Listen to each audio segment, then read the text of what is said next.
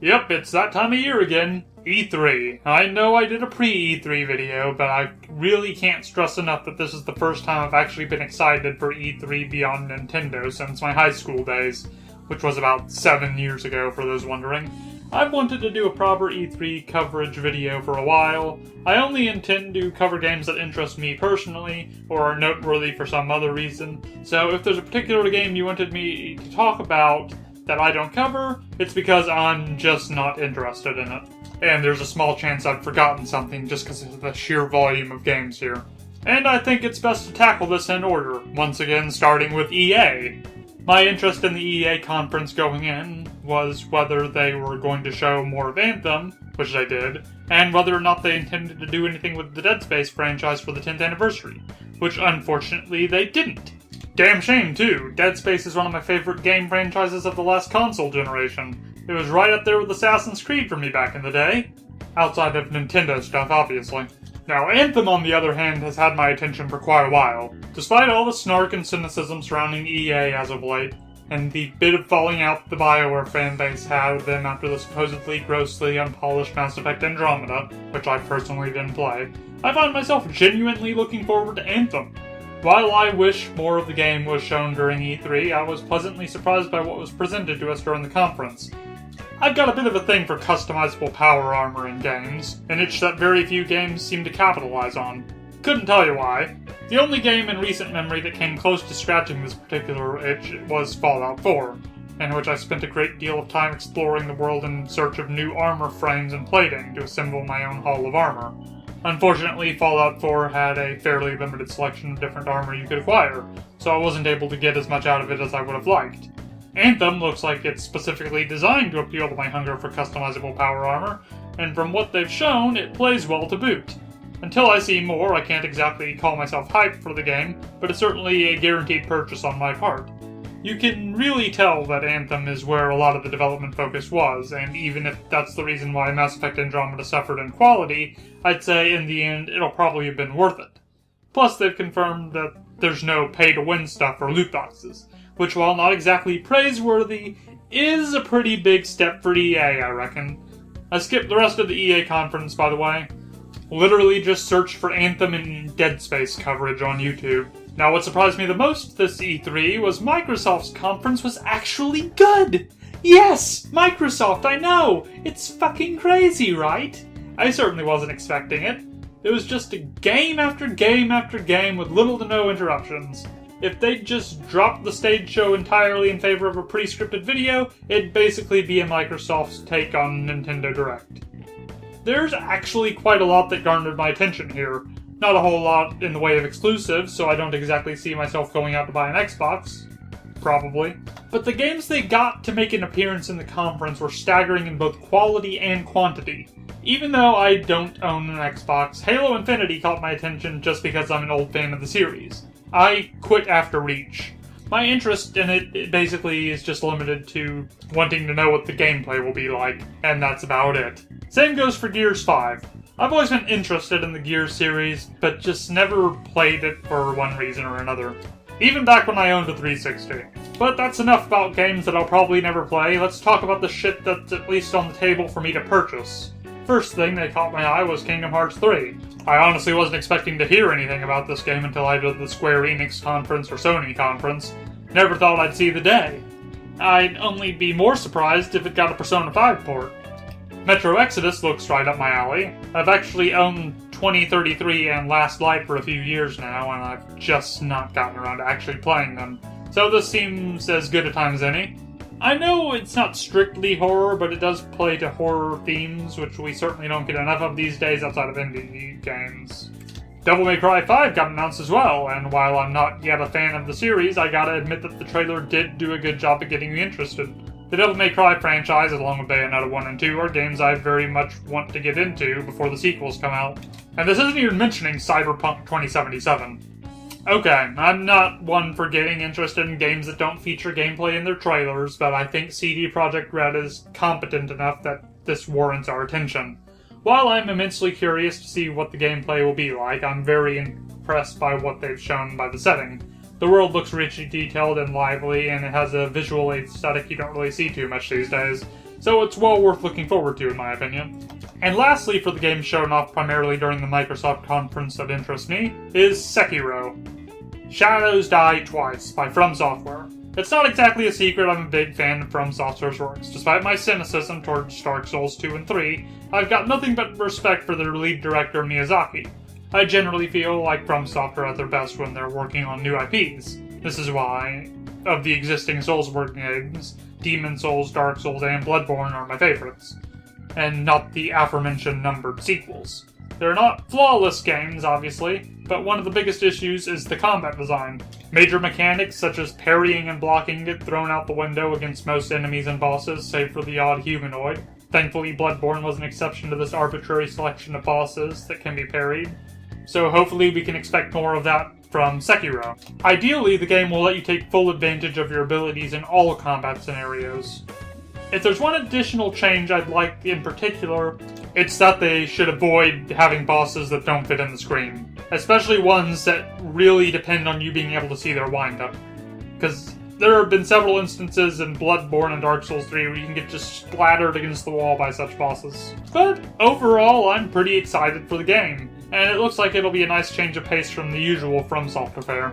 Moving on to Bethesda, there's not a whole lot to talk about. The conference as a whole was merely solid, suffering a bit from being too slow, lacking momentum, thanks in large part to the staff on the stage constantly pausing for applause after every goddamn sentence.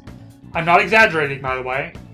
Look, Bethesda, there's a difference between pausing because of an applause interrupting you and pausing to receive an applause. Just makes you come across as conceited and self-important. Just like me. Just like me. And you don't see me begging for applause. Only mine. Moving on, the only two games of note for me during this conference were Rage 2 and Fallout 76. While Starfield and Elder Scrolls got announced, they were just logos, so I've got no real interest in them until I see gameplay, as you might have expected. Same goes for Doom Eternal, which is another instance of me not having played any of the prior entries. But yes, Rage 2 caught my eye. It looks colorful and over the top. Exactly what I'd expect from Avalanche Studios, and it gave me a bit of a Bulletstorm vibe, if I'm being completely honest. I didn't play Rage 1, but this one looks right up my alley. Now, Fallout 76 is a bit of a mixed bag for me. On the one hand, I was expecting a new Obsidian game in the vein of New Vegas, and unfortunately that's not the case this time around. On the other hand, Fallout 76 will be primarily online, and while I don't much enjoy being griefed by other players, there's certainly some appeal in adventuring the wasteland with my friends in a Fallout game. Sounds like dumb fun, and should be great for a laugh. I honestly wasn't expecting to look forward to it if it wasn't an Obsidian game, but I am pleasantly surprised. I ended up skipping the Square Enix conference entirely. Seems like a waste of time since their shows are typically underwhelming.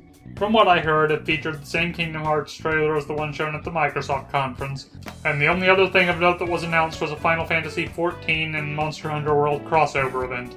They've only shown footage of the Final Fantasy content at time of writing, but I think it's safe to assume that Monster Hunter World would be participating in this as well. In fact, it is, now that I'm recording this audio. We're getting Behemoth, which is pretty rad.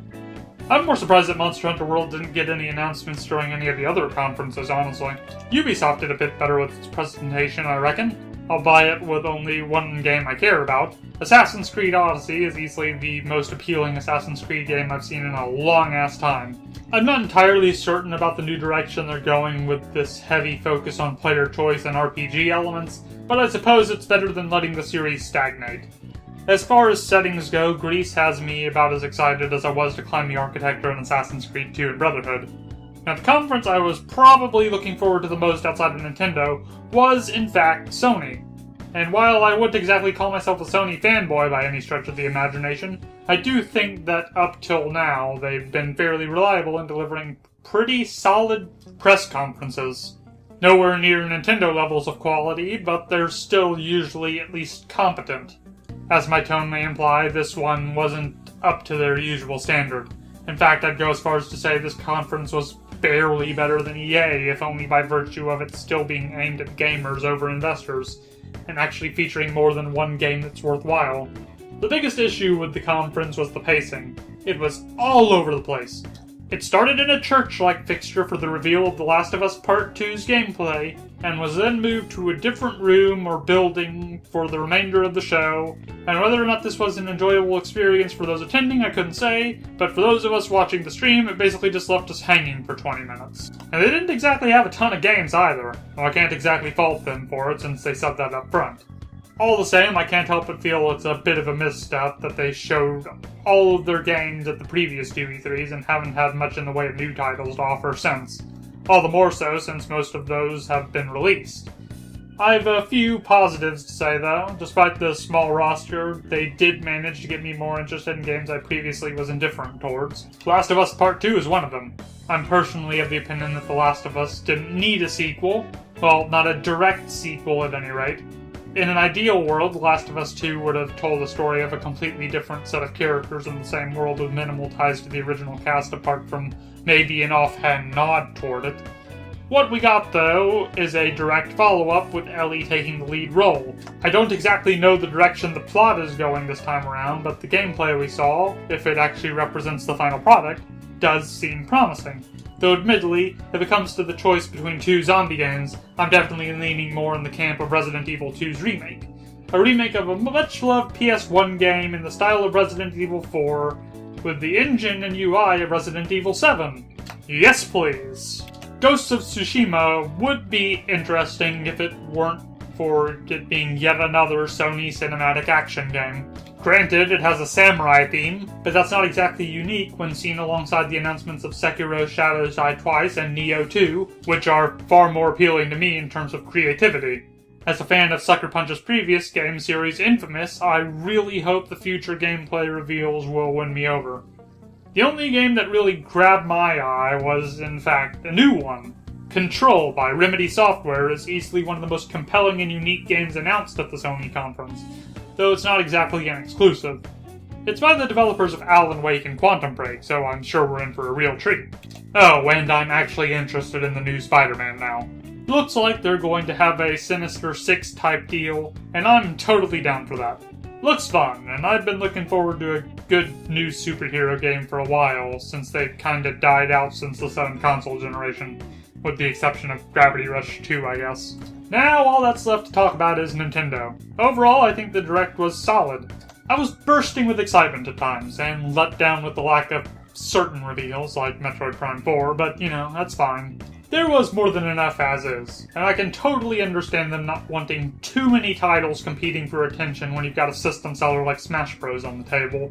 But enough of the prelude, let's talk about the games. And the first thing that caught my eye was in fact the first game shown, Daemon X Machina. I was not expecting a new IP to grab me by the bell and then immediately sell me on the product, but goddamn did DXM do it. As mentioned earlier, I've a bit of a weakness for games that feature customizable power armor and mech suits, and this game was 120% up my alley. The action, the soundtrack, the visuals, everything about the game in the trailer just blew me away. Not to mention it's by one of the producers of the Armored Core series. Can't wait to check this game out when it launches. Other than that, Hollow Knight finally dropped on Switch, which I immediately purchased after it got announced, and Nintendo finally revealed Fire Emblem Three Houses. I honestly wasn't sure what I expected going into Fire Emblem Three Houses trailer, but I can say one thing's for certain, it looks great. The change in art direction feels more appropriate for the series than the likes of Awakening and Fates, and while I very much enjoy those two entries, Kazaki's art style didn't really live up to the original style set by the Game Boy Advance and the like. I think Hidari's work was damn near perfect as well with Echoes, but it's clear enough that the current artist isn't Hidari. I'm also quite fond of the changes to the battles, in that your character leads their own little platoons to battle. Gives the fights a grander scale without actually changing the gameplay. Monster Hunter Generations Ultimate appeared for about a second, but it exists, though I won't be playing it at launch, unfortunately, for reasons I'll get to in an update video at some point. And the last one, the big one, Super Smash Bros. Ultimate. I wouldn't exactly call myself a huge Smash Bros. Fan, but I do play every entry. And I'd be lying if I said I wasn't giddy about it featuring every single character that's ever been in Smash Brothers, ever. Even if the only new characters we end up getting are the Inklings and Ridley, I feel like the sheer scale of the roster more than makes up for it. Looks like some mechanical changes are being made as well that will probably make the competitive scene more enjoyable for me, though I'll probably still suck at it. More importantly, every stage now gets a Battlefield-type stage mode in addition to Omega, which is preferable for me since Battlefield is more interesting stage design than Omega, and it plays better to the verticality of Smash Bros. Than the Omega stages do, allowing for a wider variety of playstyles in one-on-one matches. And that's about it!